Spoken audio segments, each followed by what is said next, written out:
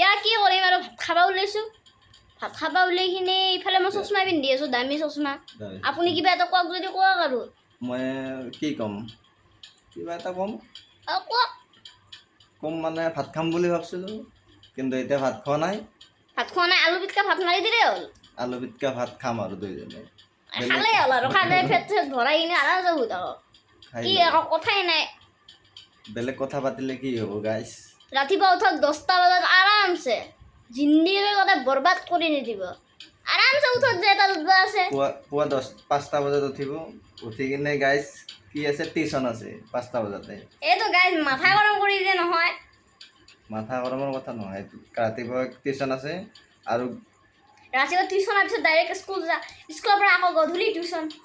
মানে ইমান পঢ়িব লাগে মাথা গৰম হৈ গৈছে নহয় গাইজ টাটা বাই বাই গাইছ নেকি